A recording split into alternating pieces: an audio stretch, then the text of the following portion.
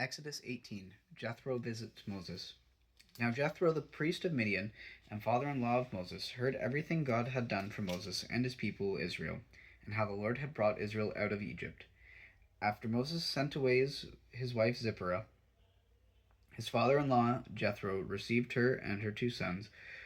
One son was named Gershom, for Moses said, I have become an alien in a foreign land, and the other was named Eleazar, for he said, uh, My father's God was my helper. He saved me from the sword of Pharaoh. Jethro, Moses' father-in-law, together with Moses' sons and wife, came to him into the desert where he was camped near the mountains of God. Jethro had sent word to him, I am your father-in-law Jethro. I am coming to you with your wife and her 2 sons. So Moses went out to meet his father-in-law and bowed down and kissed him. They greeted each other, and they went into the tent.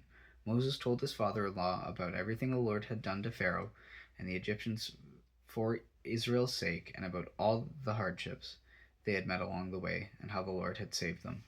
Jethro was delighted to hear about all the good things the Lord had done for Israel in rescuing them from the hand of the Egyptians.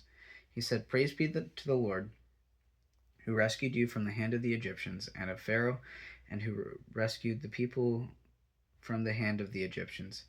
Now I know that the Lord is greater than all other gods, for he did this to those who had treated Israel arrogantly. Then Jethro, Moses' father-in-law, brought a burnt offering and other sacrifices to God, and Aaron came with all the elders of Israel to eat bread with Moses' father-in-law in the presence of God. The next day Moses took his seat to serve as judge for the people, and they stood around him from morning till evening. When his father-in-law saw all that Moses was doing for the people, he said, What is this you are doing for the people? Why do you alone sit as judge, while all these people stand around you from morning till evening? Moses answered him, Because the people will come to me to seek God's will. Whenever they have a dispute, it is brought to me, and I decide between the parties and inform them of God's decrees and laws. Moses' father-in-law replied, What you are doing is not good. You and these people who come to you will only wear yourselves out. The work is too heavy for you.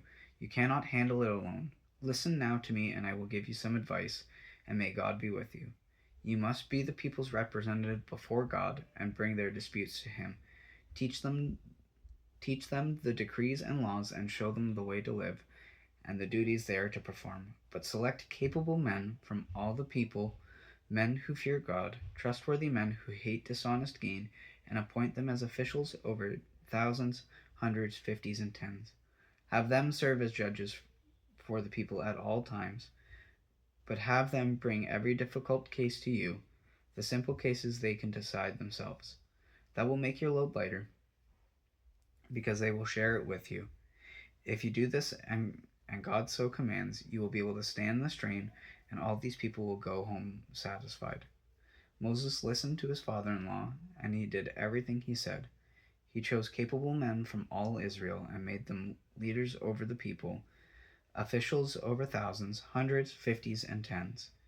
They served as judges for people at all times. The difficult cases they brought to Moses, but the simple ones they decided themselves. Then Moses sent his father-in-law on his way, and Jethro returned to his own country.